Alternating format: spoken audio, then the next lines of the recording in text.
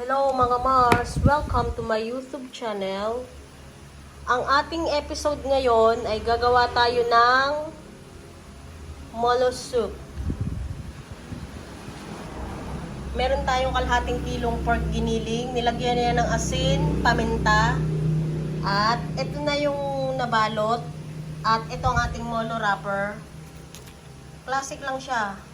Sibuyas at saka bawang. Ganito ang pagbalot. Pero basic na lang din naman siya. Just to flex.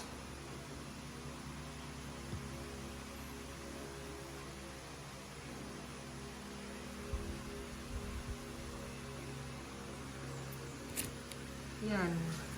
Para din siyang binabalot na siomai, pero yung dulo ay binubuhol. Tapos, pag natapos na yan balutin, ilalagay natin sa ref. Papatigasin ng konti, ano?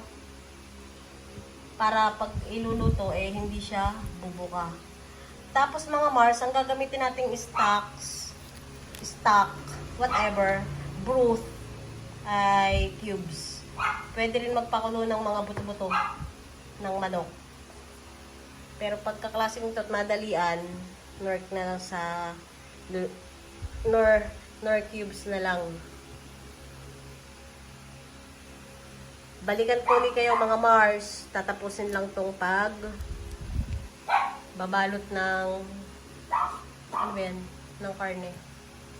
Ay, ng giniling. Whatever.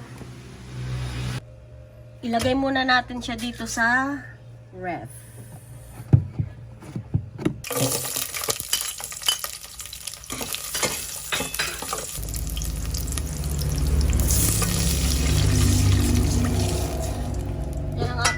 Sabaw. Pwede rin kayong manggawa ng broth. Pero ang gagawin namin ay lalagyan ng cubes, pork and flavors. Ano yun? 500 ml na water. Ilalagay na natin yung ating ginawang, anong tawag dyan? Wonton? Molo. Hindi, parang molo siya. Pag naging molo soup na siya. Pag ganyan, wonton pa lang. Aray, natalamshik.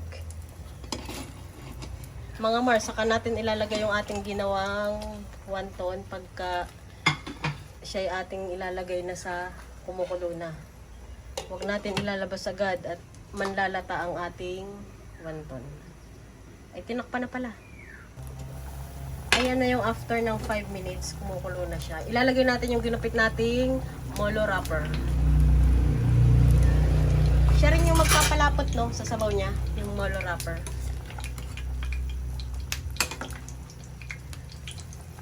Molo soup na nga naman. Titikman na.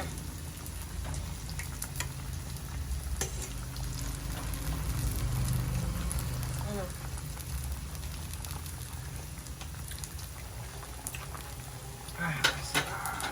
Masarap daw.